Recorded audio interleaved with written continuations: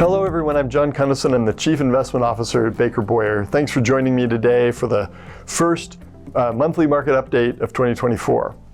As you all know, we spend a lot of time, we put a lot of emphasis and effort into communicating with all of you about markets and the economy. So we spend, we meet with our clients at least annually to review their financial plans and their investment portfolios. We do these monthly market updates to update you on what's happened over the course of the last month.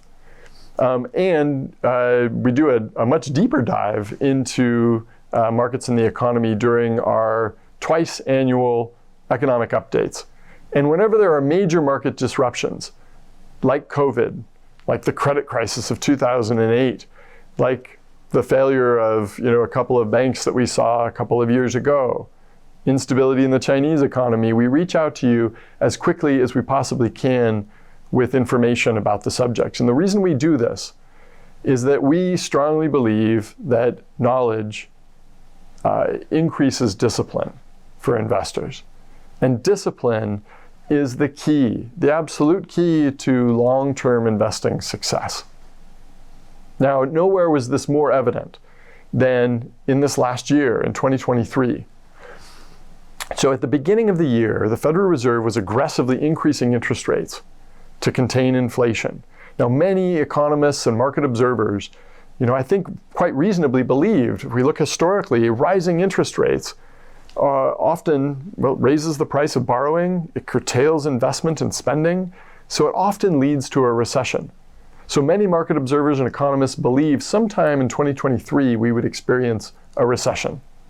And yet here we are, with economic growth that's fairly strong, unemployment at low levels, inflation that is coming down at a fairly rapid clip. So those investors who stayed focused on the data, they were rewarded.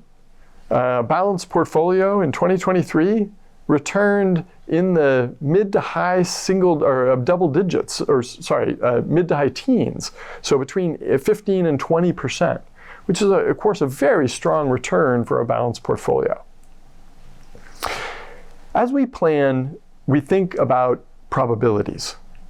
And as we look at the available financial assets going forward in 2024, whether it's US stocks, international stocks, bonds, or real assets, or cash, we see opportunities in all of those asset classes.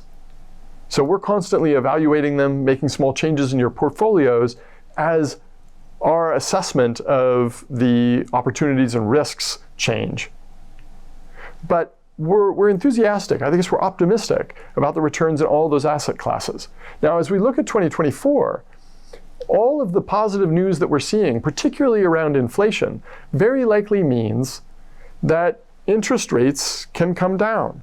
So the Federal Reserve itself in its last meeting suggested or anticipates that we will see 3.25% decreases in the federal funds rate in 2024.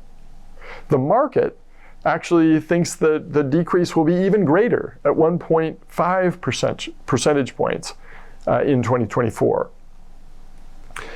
That roughly means that we're going to come from a Fed funds rate of above 5% to something, if the market's right, below 4%. If we see that, that's very likely to be supportive of both stocks and bonds.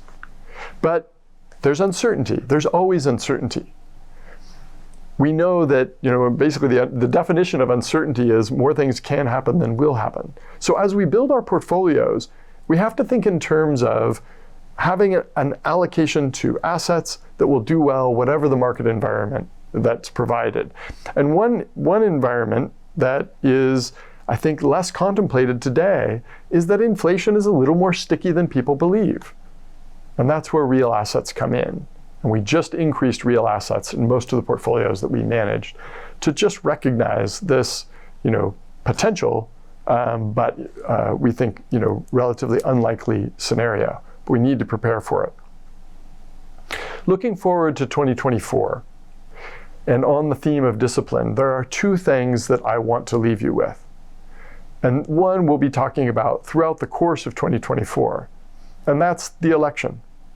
So it's just really important to always remember that although elections are not unimportant when it comes to thinking about financial markets and thinking about investing. It's just that they're one of thousands of things that are important. So don't overdo your thinking about the election as a factor in your investment decisions. In short, maintain discipline. And again, we'll be talking with you more about this as the year goes on. The second thing I want to leave you with is some thoughts on cash. Now, right now, the yields on cash are quite high. So if we look at CDs, money market rates, anywhere you could put a cash allocation, those yields are quite high. It's really important that we remember that the potential returns to other asset classes are also quite attractive today. So we don't want to overdo our allocations to cash. We're at risk, if we do that, of missing out on some of the higher returns we could get in stocks, bonds, and real assets. Now, it's perfectly reasonable to have a slightly larger allocation to cash than we might ordinarily have because of the yields. Just don't overdo it. Maintain discipline. Thank you for joining me today. If you have any questions about anything that we've talked about here today or anything else, please reach out to a member of your team. And good investing in 2024.